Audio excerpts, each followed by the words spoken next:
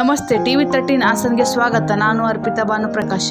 ಯುವಜನತೆಯ ಜೀವನವನ್ನು ಹಾಳು ಮಾಡುತ್ತಿರುವ ಆನ್ಲೈನ್ ಬೆಟ್ಟಿಂಗ್ ಗೇಮ್ಗಳ ಆ್ಯಪ್ಗಳನ್ನು ನಿಲ್ಲಿಸಬೇಕು ಎಂದು ನಮ್ಮ ಕರ್ನಾಟಕ ಸೇನೆಯ ವತಿಯಿಂದ ಬೆಳಗಾವಿಯ ಸುವರ್ಣಸೌಧಕ್ಕೆ ಮುತ್ತಿಗೆ ಹಾಕಲಾಯಿತು.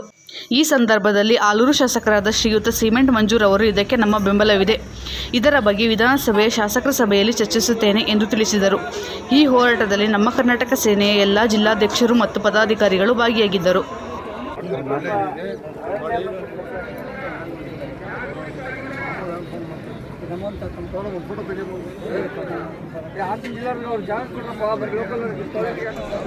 ನಮ್ಮ ಕರ್ನಾಟಕ ಸೇನೆ ವತಿಯಿಂದ ಒಂದು ಉತ್ತಮವಾದ ಹೋರಾಟವನ್ನು ಕೈಗೆತ್ತಿಕೊಂಡಿದ್ದೇವೆ.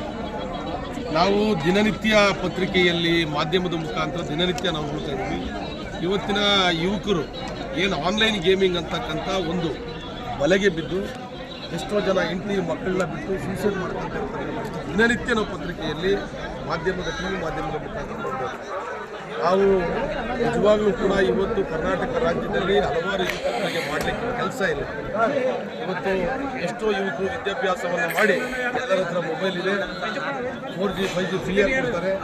ಆನ್ಲೈನ್ ಗೇಮ್ಗೆ ಹೋಗಿ ಆನ್ಲೈನ್ ಗೇಮನ್ನು ಆಡಿ ಮತ್ತು 1, 2, 3 ಸತಿ ಅವರು ಹಣ ಬರೋ ರೀತಿಯಲ್ಲಿ ಮಾಡಿ ಏನು ಯುವಕರ ಈ ಜೀವನವನ್ನೇ ನಾಶ ಮಾಡ್ತಕ್ಕಂಥ ಕೆಲಸ ಇವತ್ತು ಏನು ಆನ್ಲೈನ್ ಗೇಮಿಂದ ಆಗ್ತಾ ಇದೆ. ಇವತ್ತು ನಮ್ಮ ಕರ್ನಾಟಕ ಸೇನೆ ವತಿಯಿಂದ ಉತ್ತಮವಾದ ಹೋರಾಟವನ್ನು ಮಾಡ್ತಾ ಇದ್ದಾರೆ. ನಮ್ಮೆಲ್ಲರ ಬೆಂಬಲ ಇದೆ.